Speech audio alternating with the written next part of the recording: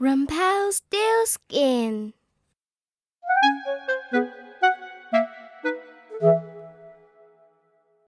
Chapter 1. The Miller's Daughter. Once upon a time, there was a poor miller who loved to show off. He boasted about everything.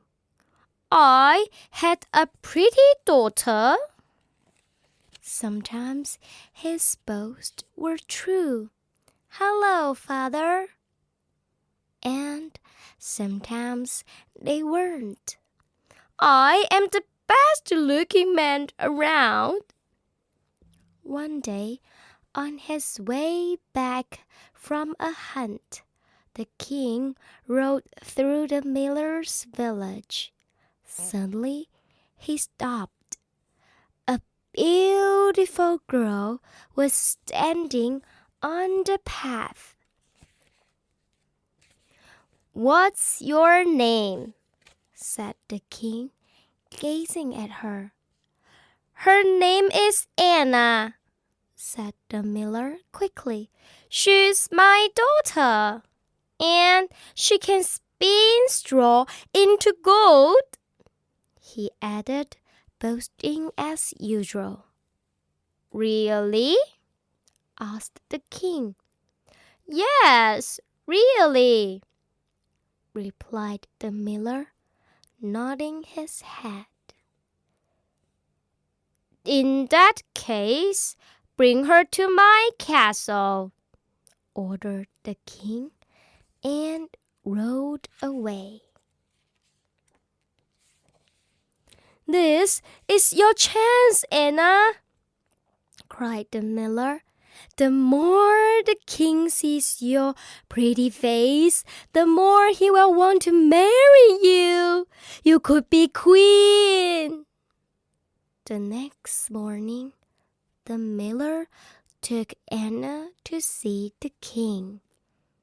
The castle walls were old and crumbling. Windows were broken and doors were missing. "The king must be short of money," whispered the miller. "You can go," the king commanded the miller. "As for you," he said, turning to Anna, "follow me."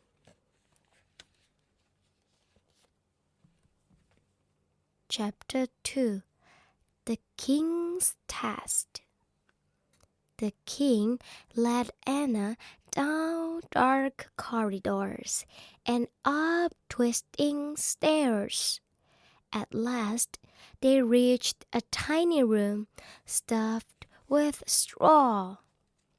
In the corner was a large spinning wheel. "You are pretty enough to marry," said the king. "But are you as clever as your father says? You have tonight to turn this straw into gold. If you failed, you shall die."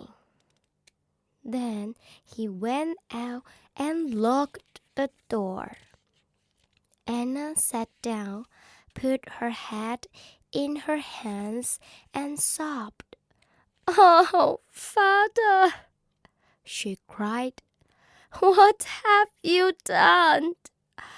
I don't want to die. I want to be queen, but I can't spin straw into gold. No one can." "That's what you think," came a voice from the window. Anna jumped. There, by the window, was a little man riding on a wooden spoon. His long white beard waved about in the wind. "Hurry up," he shouted, "and let me in. It's cold out here." With a trembling hand, Anna opened the window, and the little man flew in. "Mistress Miller," he said with a smile, "what will you give me if I spin that straw into gold?" For a moment, Anna was too shocked to speak. She could only open and close her mouth like a fish. "I could give you my necklace," she said at last. "Perfect," said the little man, grabbing it. He leaped onto the stool, tossed his beard over his shoulder, and began to spin.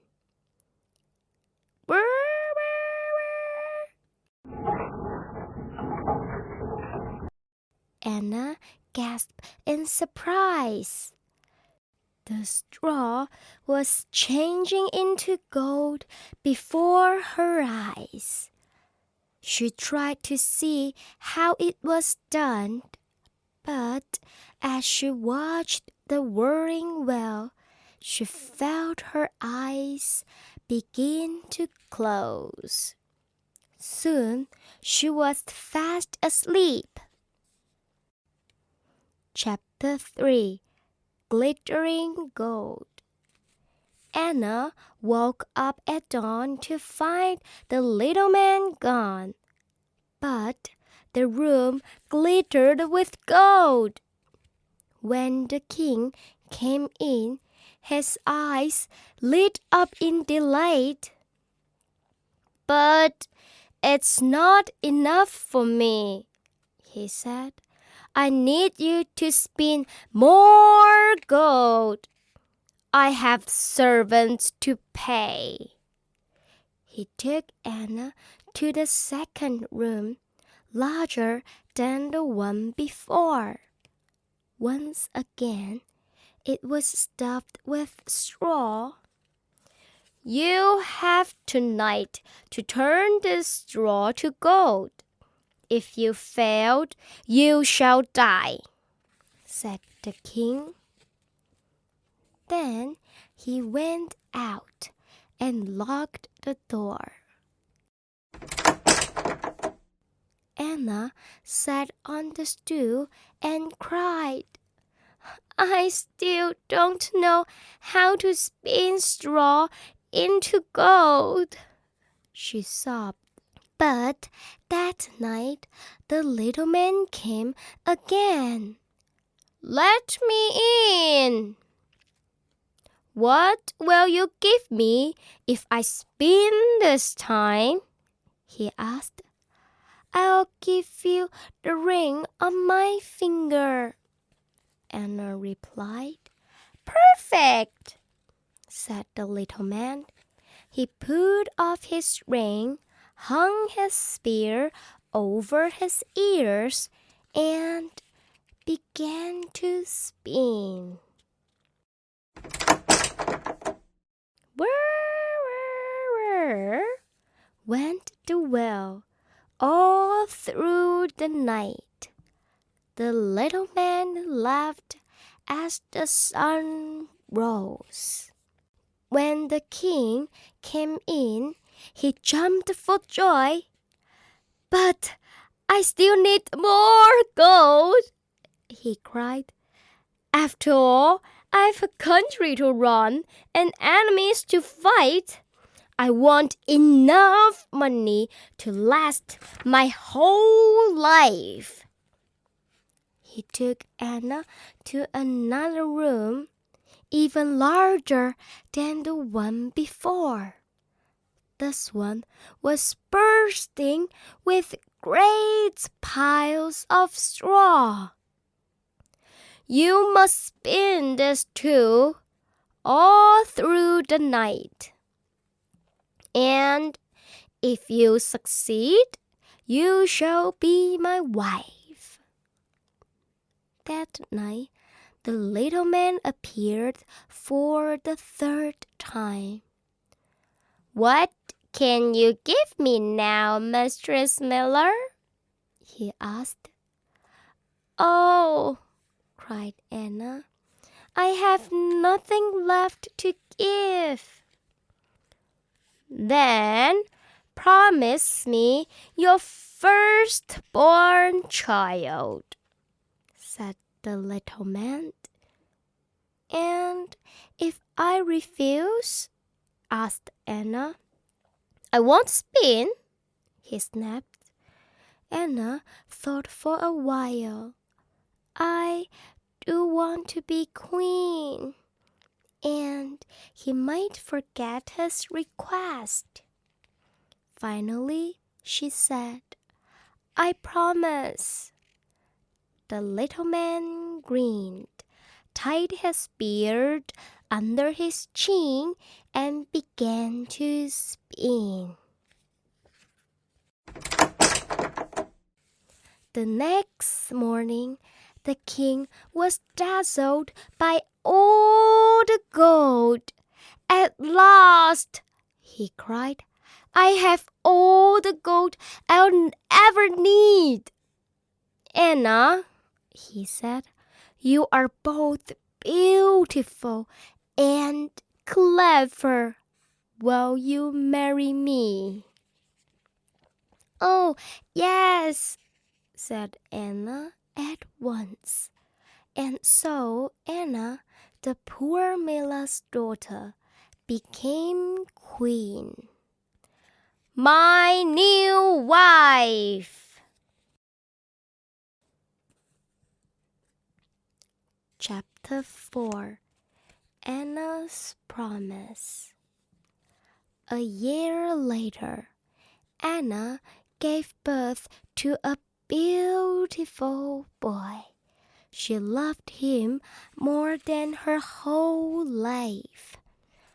But one dark winter's day, the queen heard a tapping noise at her window. "Let me in!" "Oh no," she gasped. "The little man's back." "You can't come in," cried the queen, clutching her baby. "That's what you think," said the little man. He disappeared from the window.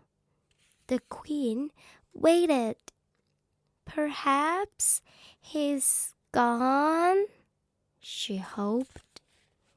The next moment, there was a rustling noise in the chimney, and the little man oozed into the room. "Give me the baby as you promised," he cried, dancing around the room. "Take whatever you want," pleaded the queen. "You can have all my money and all my jewels. But please let me keep my son." "No," said the man. "Something alive means more to me than all the treasures in the world." The queen wept and begged and wept again. At last, the little man took pity on her. "I will give you 3 days," he said. "If you can find out my name before then, you may keep the child."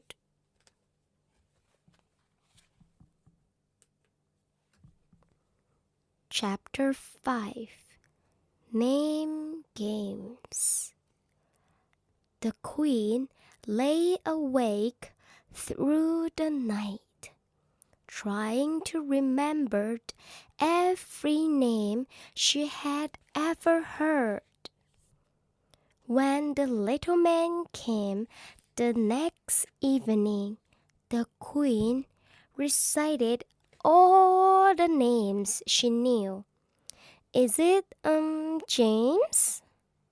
Peter? John? She began. But to everyone, the little man shook his head and said, "That is not my name."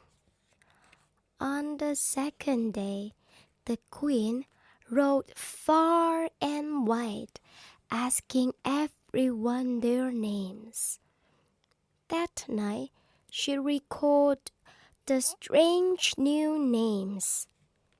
Is your name Sheepshanks, Short Tribes, a lace leg? She asked. But to everyone, the little man shook his head and said, "That is not my name. You will never guess." By the third day, the queen was in despair. She sat down for supper with the king, but could hardly eat a thing. "I have a strange tale to tell you," said the king. 2 days ago, I went hunting through a deep, dark forest. In the middle of the forest was a little house. Outside the house, the strangest little man was jumping about. He hopped on one leg and sang, "Today I bake, tomorrow brew, the next I will do the same." Ha! Glad I am that no one knew that Rumpelstiltskin is my name. The queen smiled when she heard the king's story, but she didn't say a word. When the little man arrived that night, he said, "Well, Mistress Queen, do you know my name?" At first, the queen said, "Is your name Solomon?" "No," said the little man, jumping up and down in excitement. "Is your name Zebedee?" "No," said the little man, leaping around the room. "Perhaps," said the queen, after a long pause, "perhaps your name is Rumpelstiltskin?" "How did you know that? How did you know that?" cried the little man. With a roar, Rumpelstiltskin jumped on his spoon and shot through the wall. He was never seen again.